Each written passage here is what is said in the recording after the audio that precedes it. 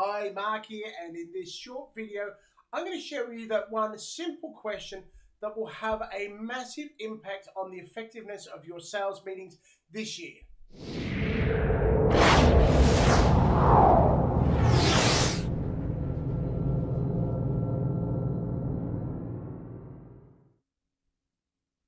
Over the last few days, I have spent a lot of time at the beach. It's been absolutely glorious weather in Sydney, and so I spent a lot of time taking the kids to the beach. Now, Sydney beaches, the car parking is challenging to say the least.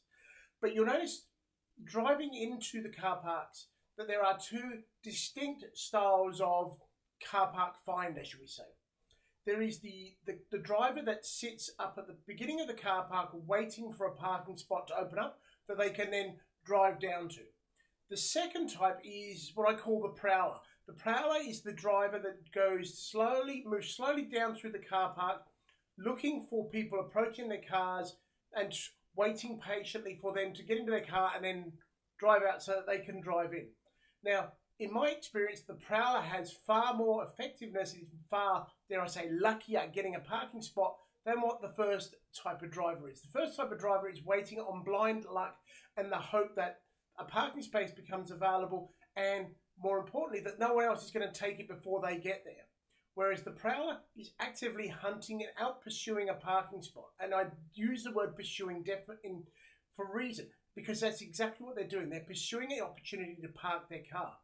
Now, what they're doing is they see people approaching their cars or see people in the vicinity of a car. They're asking the all-important question of, are you leaving?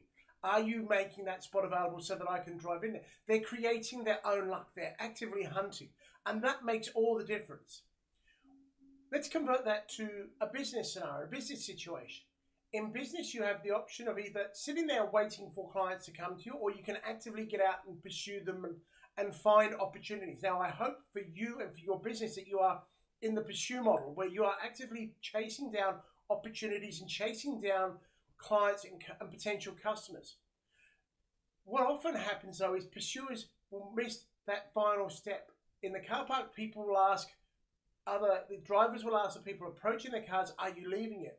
In a business sense and in a sales situation, you need to be doing exactly the same. You've gone to the effort to find that opportunity, to pitch your products, your services to a potential client. At the end of the meeting, the one question that you need to ask that many people shy away from for that fear of rejection is, what would you like to have happen next? You ask the client, what is the natural next step?